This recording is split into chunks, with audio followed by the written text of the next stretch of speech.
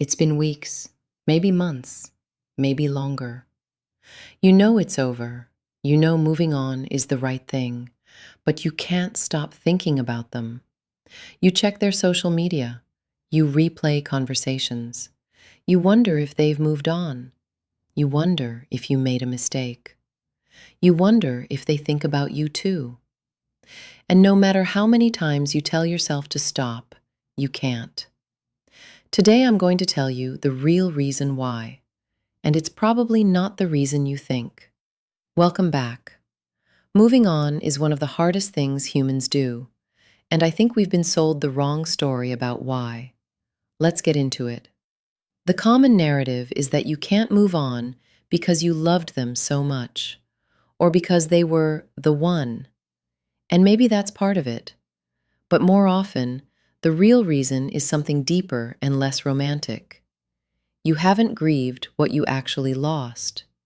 Not just the person, but the future you imagined. The version of yourself you were becoming in that relationship. The feeling of being chosen. The comfort of having someone to share life with. You're not just mourning a person, you're mourning a whole alternate version of your life. And that kind of grief is enormous. Here's another reason most people don't talk about. You're addicted to the emotional loop. Breakups, especially painful ones, create a neurological pattern that mirrors addiction. You think about them. You feel pain. You seek relief, checking their Instagram, texting a mutual friend, driving past their street. You get a momentary hit of information or connection.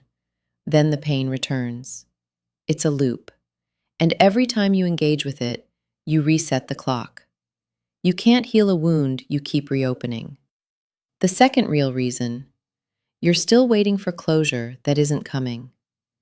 You're mentally rehearsing the conversation where they finally explain themselves, where they apologize, where they admit they were wrong, where they say they still love you.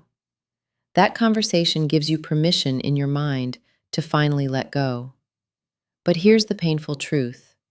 That conversation almost never comes. And even when it does, it rarely gives you what you hoped for.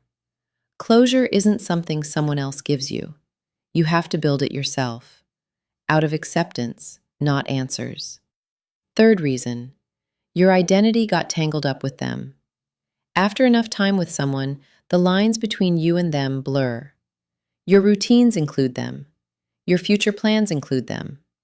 Your sense of who you are starts to include them. When they leave, it's not just a relationship that ends, it's a version of you that disappears.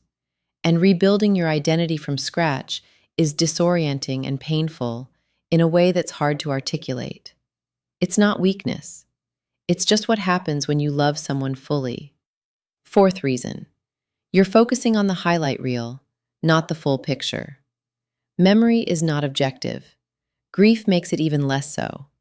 When you miss someone, your brain tends to replay the best moments, the inside jokes, the warmth, the connection.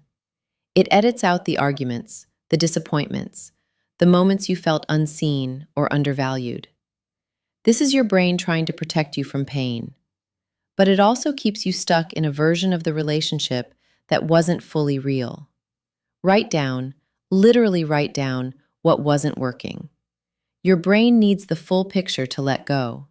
So how do you actually move on? Not by forcing yourself to stop feeling. Not by downloading dating apps before you're ready. Not by pretending you're fine. You move on by fully feeling what you're grieving. All of it. By breaking the emotional loop deliberately and consistently. By rebuilding your identity outside of the relationship. By accepting that closure is self-generated. And by giving yourself the same compassion you would give a close friend going through the same thing. Moving on is not a decision you make once. It's a decision you make every day until one day you realize you haven't thought about them in a while. Which of these reasons rang true for you? Comment below. I genuinely want to know where you are in your healing journey. If this video helped you feel seen, share it with someone who needs it. Subscribe for more honest conversations about love and healing. I'll see you in the next one.